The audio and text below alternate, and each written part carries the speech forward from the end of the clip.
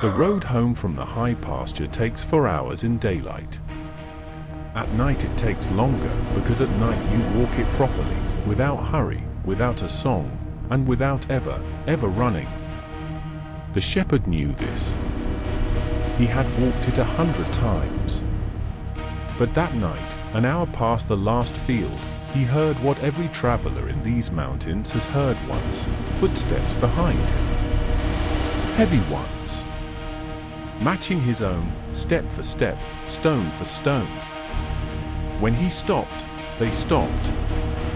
When he walked on, they walked on, a little closer. He did not turn around, because his grandmother had taught him the arithmetic of the empty road. It is exactly as tall as your fear, and it grows every time you look. In Anatolia, the thing that owns the night road has a name. The lord of the graveyards, of the ruined baths, of the roads between villages, of every place we leave empty after dark. They call him the Gulyabani, and his name has traveled even farther than you will tonight.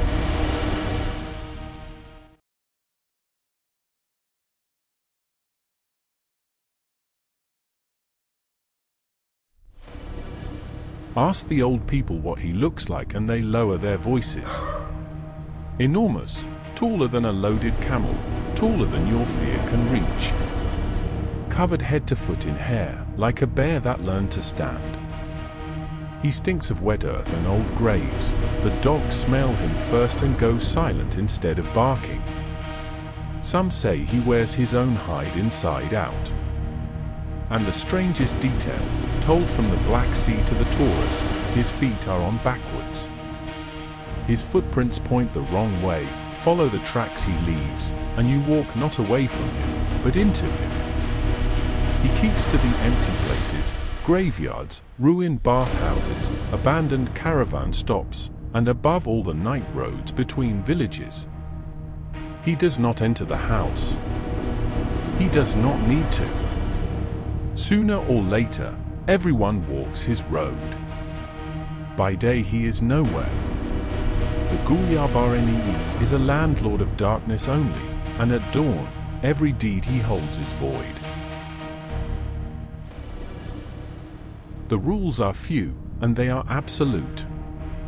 First, never run. He is faster than you, and worse, your running feeds him. Fear is his bread, and a running man is a feast. Walk. Second, he will call your name. He has been listening to the village for 100 years. He knows whose voice will stop you, or a mother's, a sister's, a friend long dead. However sweet the voice, do not answer, and above all do not answer twice. An answer is a door, and a second answer opens it. Third, and this the old men swear by, if it comes to blows, strike him once. Once only. One blow from an honest hand lays him down. But he will lie there in the dark and beg, in a small hurt voice, hit me again. Do not. The second blow brings him back, stronger, because a man who cannot stop striking has already joined him. Say what the heroes of the old tales said, I was born of my mother once. And keep walking. He does not only walk. Some nights, the villagers said, he rides. A farmer opens the stable at dawn and finds his best horse trembling, lathered in sweat as if it had been galloped all night, and its mane knotted into braids no human hand could tie. The Gulyabani had taken it out, ridden it across the empty country, and returned it before the rooster. Not stolen. Borrowed, the way a landlord borrows. The cures were iron, a horseshoe over the stable door, an iron nail in the doorpost, sometimes a pair of scissors hung open like a cross of blades. Iron, always iron, the one metal every restless thing in this series has feared, from the Ulkaru-Suh to the Abor. And here is the quiet detail the stories agree. He never harms the horse. He exhausts it. Whatever he is, his hunger is not for flesh. It is for the miles, for the moving, for the road itself. He has cousins, and they are old. In the desert of Arabia, travelers feared the ghūl, a thing that haunted the empty quarters, lit false fires at night, and called caravans off the safe path, one dune at a time, until the desert did the rest. In Persia it was the ghūl of the wastelands, the Gulyabani, lord of the stony emptiness between cities. And when the word reached Anatolia, it kept its shape and found new territory, our mountains, our ruins, our graveyard walls. Different lands, different emptiness, same landlord. Wherever human beings drew a map, they left blank places on it, and in every language, something moved into the blanks the day we drew them. Which brings us, as it always does in this series, to the word. Because the name of Anatolia's giant is not Turkish. It is a travel document, stamped across 3 empires, and its westward journey ends inside your own vocabulary. The word is GHOUL. English speakers use it for grave robbers, for horror films, for anyone who feeds on misfortune. It is Arabic, ghūl, from a root that means to seize. The desert demon that seizes travelers. Persian took the word and pinned it to its own wastelands, Gulyabani, the ghoul of the empty places. And Turkish, hearing the phrase, folded it into a single name, Gulyabani. The dictionaries trace it plainly, for once in this series, the trail is not disputed. Then the word turned west. In the early 1700s, a French scholar named Antoine Eliot translated the 1001 Nights, and Europe met the graveyard demon by name, la GHOUL. In 1786, the English translation of the Gothic novel etiquette carried it into English print, ghoul. Byron used it. Poe used it. The cinema never let it go. And one copy of the word had left the caravan 1,000 years earlier and gone upward. On the old star charts, there is a star in the constellation Perseus that dims and brightens, every 3 nights, like a slowly winking eye. The Arab astronomers called it Ras al-Ghoul, the demon's head. Astronomers still call it Al-Ghul. There is a ghoul in your dictionary and a ghoul in your sky, and both of them answer, ultimately, to the same empty desert. The Abor gave the West a maybe. The Gulyabani's family gave it a certainty. We even have an eyewitness account, the oldest first-person monster story in world literature. In the 6th century, before Islam, there lived a bandit poet the Arabs called Tare Bibiatar Sharan, the one who carries evil under his arm. He ran with outlaws, raided by night, and wrote verses that still shiver.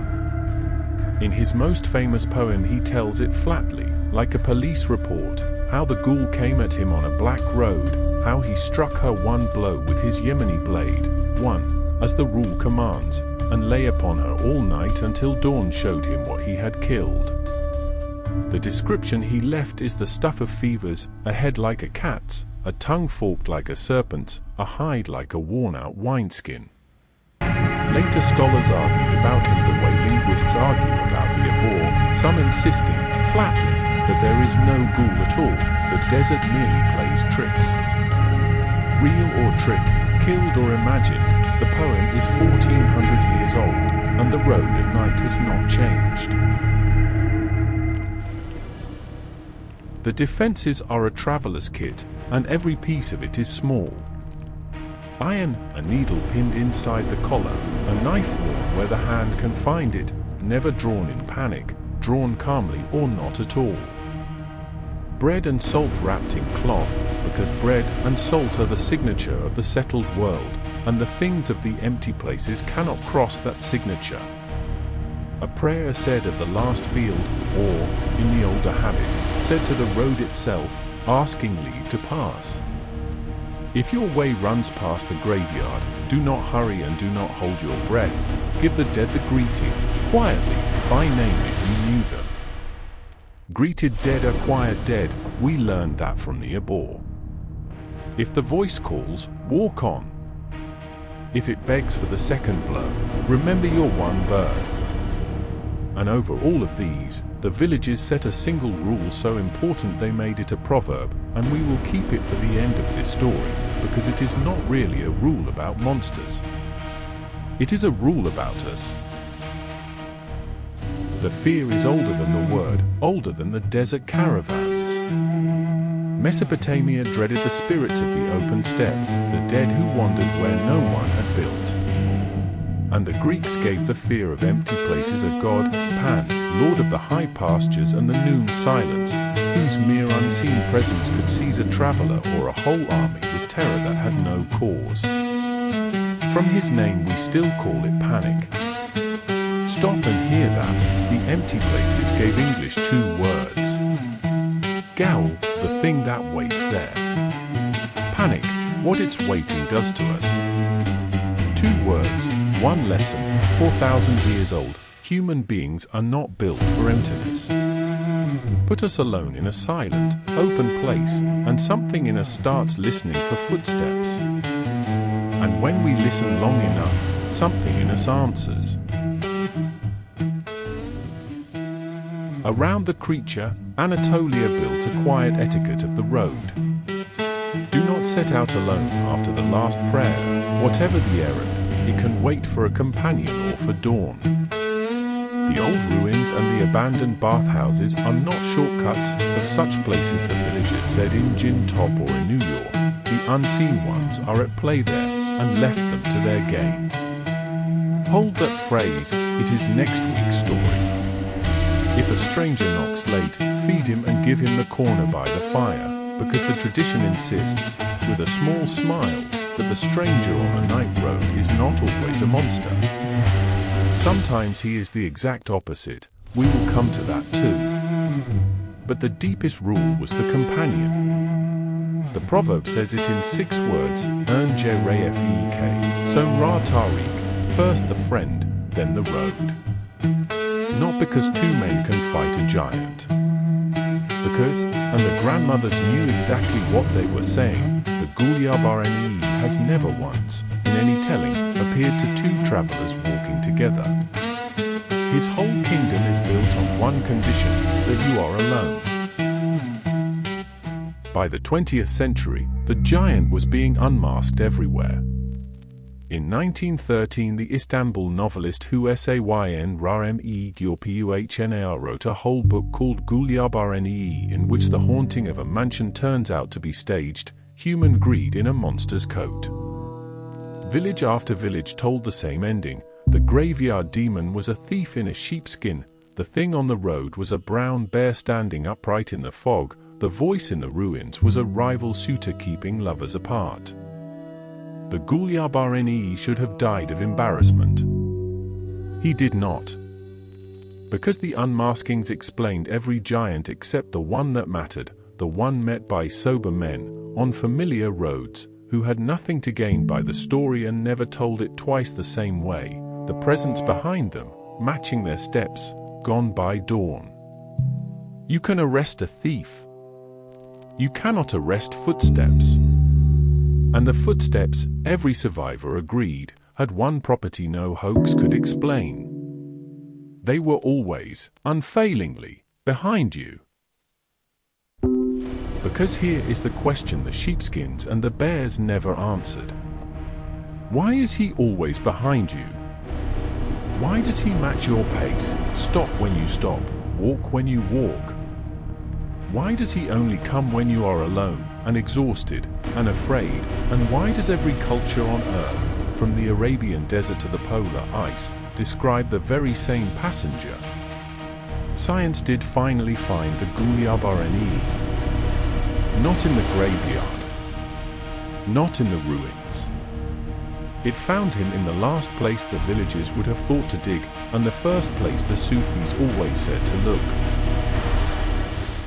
In 1916, the explorer Ernest Shackleton and 2 of his men crossed the frozen mountains of South Georgia Island, starving, frostbitten, 36 hours without sleep, to save the crew of a lost ship. All 3 came back with the same secret, which each man confessed separately, and shyly, that on the ice, it had seemed to them constantly that they were 4, not 3. Someone else had walked with them, silent, just behind the shoulder, real enough to count. The poet T.S. Eliot read the story and wrote it into the wasteland, "Who is the third who walks always beside you?" Since then the reports have never stopped. Mountaineers above 8,000 meters. Polar travelers. Sailors alone at sea. Ultra-runners deep into a second sleepless night. A man on the 60-something floor of a burning tower who swears a presence talked him down the stairwell. The scientists call it the felt presence, and they can now build it in a laboratory. The recipe is exactly the folklore's recipe: exhaustion, cold, darkness, monotony, fear. Push a brain far enough and its map of the body, the silent signal that says this is me, this is where I end, begins to slip. The brain does what brains do with a signal it cannot place: it gives it a body of its own. A second self, projected outward. Almost always behind you, or just past the shoulder. Silent. Huge feeling.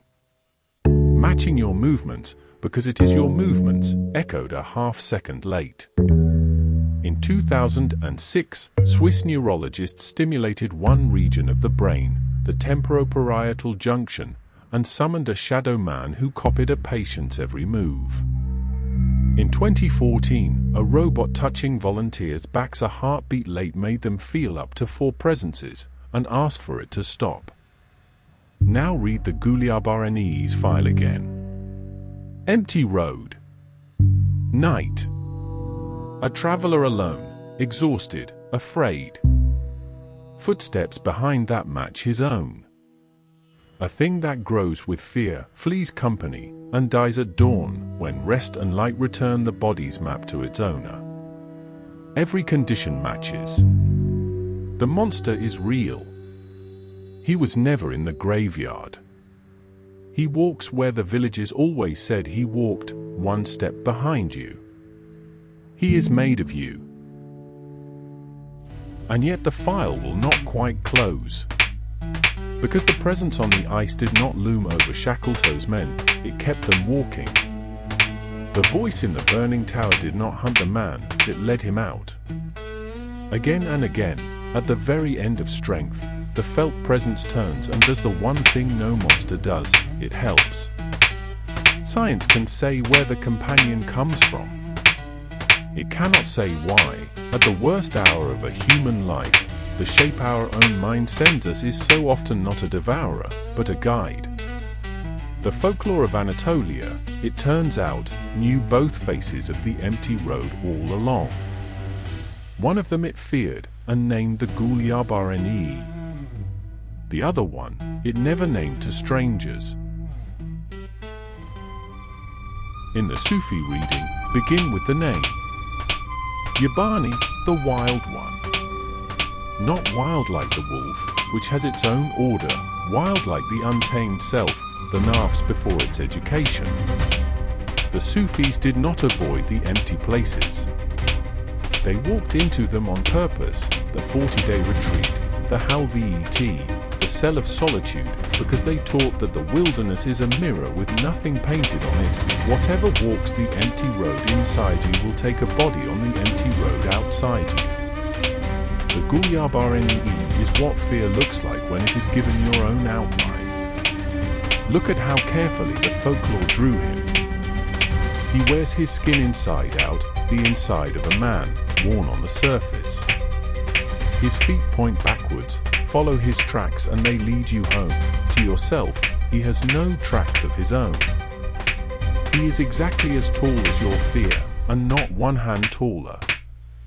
He has one eye, and this series began, remember, with a one-eyed giant, Folklore has warned us from the first episode about the eye that sees only this world. He cannot appear to two travelers walking together because the untamed self performs only for an audience of one. Strike him once, name the fear, cleanly, and it falls. But never twice. The second blow is obsession, and a man who cannot stop fighting his own darkness has moved into it. I was born of my mother once. Say it, and walk. The proverb the village is saved for this creature is the gentlest in the whole series. Yal Nuzluk ol Lahr Marsustua. Solitude belongs to God alone. It is not a complaint about loneliness. It is a boundary stone. Emptiness is his country, not ours. A human being enters it only with a companion.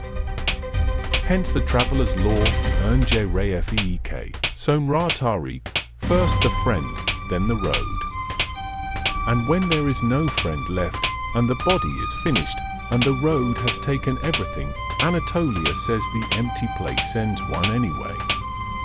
The presence at the end of strength, the third who walks beside you, the tradition gave him a name and a color. Ghuhr, the green one, the unseen companion of travelers, who guided Moses, and who, the proverb insists, arrives only at the true edge. The servant must be cornered before Ghuhr can reach him. The same road, the same presence behind your shoulder. Met with fear, it is the Gulyabani, and it will walk you into the dark. Met with remembrance, it is the friend, and it will walk you home. The empty places were never his. They are a mirror, and the mirror was never empty. Do not fear the lonely road. Fear walking it as a stranger to yourself. The shepherd reached the village gate a little after dawn. The footsteps behind him had stopped somewhere on the last ridge, or perhaps they had not stopped. Perhaps they had only, at last, come up beside him. The dogs did not bark. Behind him on the road there was mist and morning, and the long silver emptiness, which had never, not once in all these centuries, actually been empty. It ends the way the grandmothers always ended it. The empty places were never his. They were ours, to fear or to fill. Next time, come back from the empty road, into the warm house, and learn who else lives there. In the ruins where the unseen ones play. In the bathhouse after dark. Under the threshold you step across every day, and in the fire that has no smoke. Anatolia's oldest neighbors, the Sin. Never say their name at night, say the others, say the unseen. Pour no hot water on the ground without asking leave. And a word for them, the word the West locked in a lamp and taught to grant 3 wishes, you have known that one all your life, 2. Next time, the neighbors no one sees. Say Destua before you enter.